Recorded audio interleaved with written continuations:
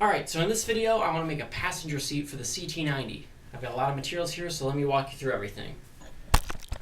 Alright, so I got all this stuff on Amazon, and be happy to throw those links in the description. Basically, this is like a marine vinyl that feels pretty similar to the stuff that's already on the bike.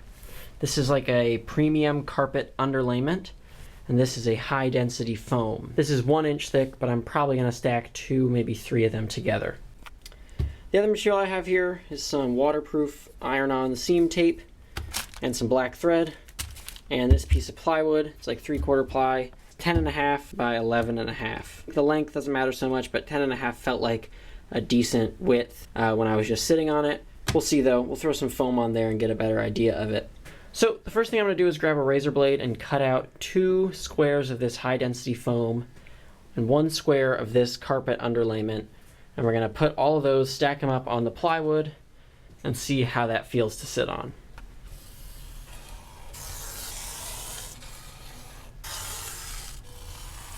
Alright, so I sat on this and it feels pretty good, so I'm ready to cut the vinyl for the top.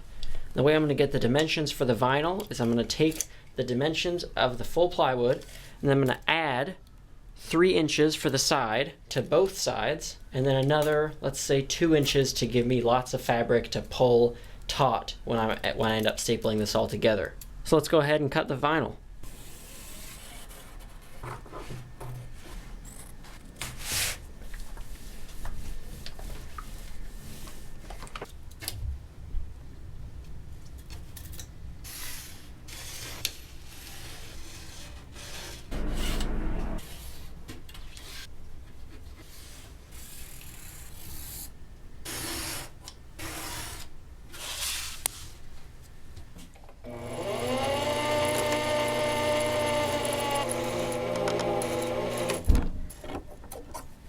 Alright, so my idea for the top of the seat is to sew this carpet underlayment to the vinyl to get those nice like lines you have on the factory seat. And it works alright. This is really kind of thick, dense stuff, this underlayment. So my sewing machine struggles a little bit with it, but I got a few decent lines, so I think I'm just going to maybe space them out like every 2 inches, right? And we'll do like 5 lines. So I'm going to mark those out with some sewing chalk and then maybe use some spray adhesive just to sort of tack this down onto the vinyl, and then we'll try to get some nice clean lines across, you know, just sort of an aesthetic thing so it's not just like a plain black block. And then hopefully we can just wrap this around the seat and staple it down.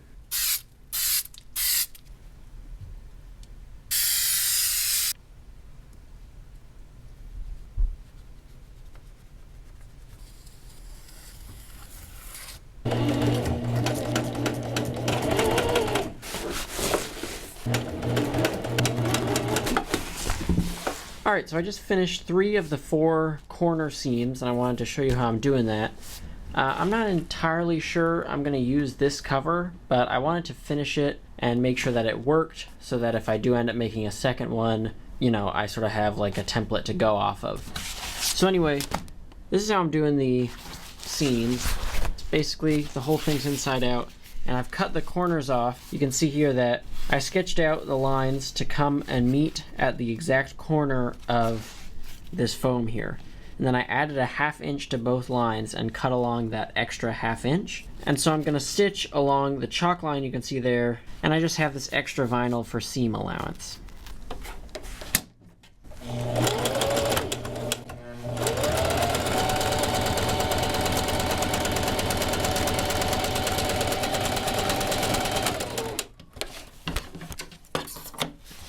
Alright, so like I said, I'm not totally sold on this cover, but I'm going to put it on here just to take a look at it. We can see what we think. Alright, so it actually doesn't look quite as bad when it's on the actual foam here. I still don't love it, but I'm going to actually go ahead and pull it tight and staple it together, and we'll have one seat ready to go, and then I'm going to give it one more try, cut some new plywood and some new foam, and try to make a better cover. The thing I really don't like about this is just the corners, the edges here. I wish they were a little more rounded, and I think if I kept the underlayment going, then it would actually give it a rounder shape on the edge. So that's what I'm going to try for the next cover, but for now, I'm going to go ahead and staple this down. Alright, so I've been working off camera for a little bit. Let me show you where we got. So I have my vinyl now sewed to my underlayment, and the way I cut the underlayment is it just goes off of...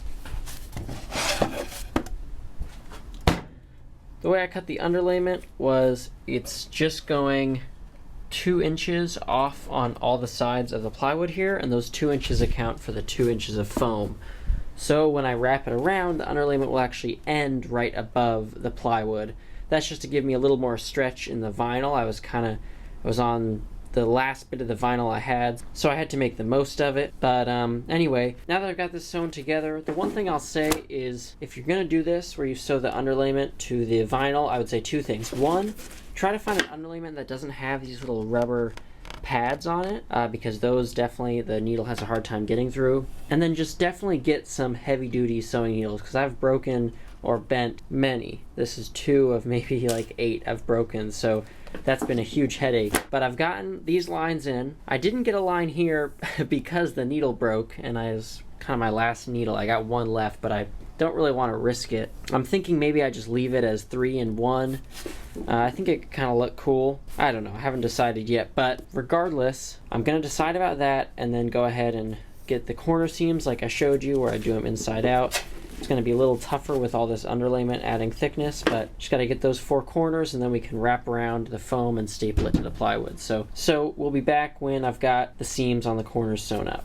Alright, so I've got all my corner seams stitched up, and now I'm going to be putting some of this waterproof seam tape along all my top stitching, obviously along the bottom, and then on the inside of all the corner seams, and here on the back side of the vinyl as well, just to help a little bit more with preventing water from getting down into the foam. Alright, I cut some new foam because the first stuff I cut wasn't like as straight as I wanted it to be, so got some new foam. I'm going to be gluing everything down to the plywood now, and then we can pull the cover over the top. You can see I got all my waterproofing in there.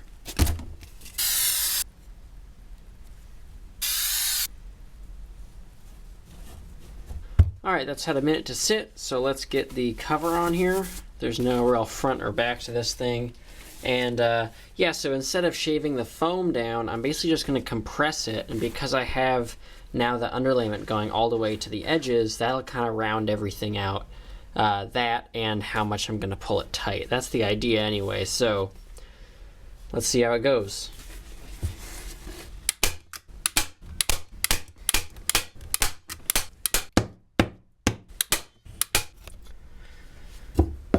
Alright guys, I'm pretty happy with how that one came out, but I thought, what the heck, might as well use the other cover I made and just see how it looks. If you remember, on this cover, the underlayment just goes to the edge of the top, whereas on the other cover I just stapled together, the underlayment goes all the way down the side. So I think this is going to be a little more angular at the top, but it's worth a shot just to see what it looks like.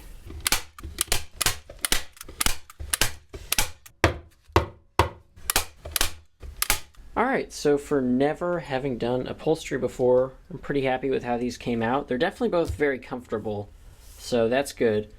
And I'm pretty sure they're both waterproof. You can see this is my first attempt at a cover.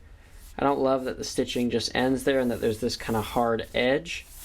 It's also just a little more wrinkly in spots. I mean, I tried my best to pull it tight, but it's a little harder to do when you don't have that extra padding that I put in this one. So in this one, the carpet underlayment actually extends on all 4 sides, so you got sort of a rounder edge. And I'm happy with how this one came out too. I didn't get that last top stitch line like I did here, but I think that looks kind of cool, just the 3 and the 1. So I don't know, I've got both. So anyway, now I got to figure out how I'm going to mount these things. I haven't really thought about that so far. They both got plywood on the bottom, so it's just something that'll, I suppose, bolt into something in the plywood. I don't know, I'll think about it and get back to you. Alright, I slept on it, and I think I got a good solution here. So I'm going to cut 2 locating blocks out of plywood that'll fit into these 2 gaps. And so you'll drop the seat down, it'll drop into those 2 gaps, and then there's going to be a tab on each of the blocks that swivels over so you can bolt it up into the bottom of the seat to sort of lock it down. So that's the idea. Let's start with the blocks and the tabs, and then we'll figure out some kind of like threaded insert to go into the bottom of the plywood here.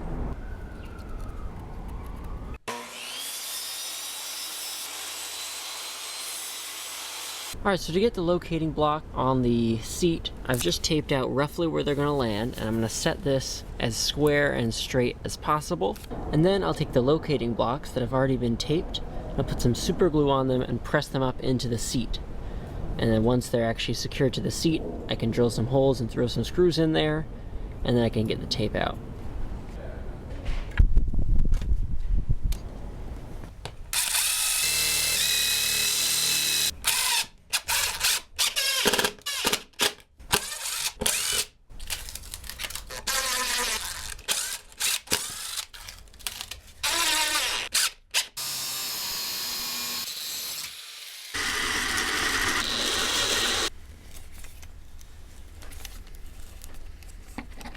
Alright, so it's going to be hard to show you this on the bike, so I'll explain it here on the bench. Basically, you drop these in, the blocks locate the seat, and then you turn these tabs here, and you drop a bolt through them, and thread it back into the seat there, locking the seat down.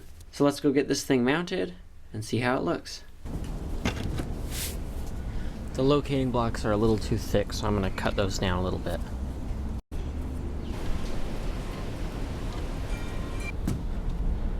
There you go. Alright, so I keep doing this where I film the whole video and then I forget to film an outro until weeks later. But anyway, the passenger seat is done. It's actually pretty much been on the bike since I put the whole thing together. And it's been great.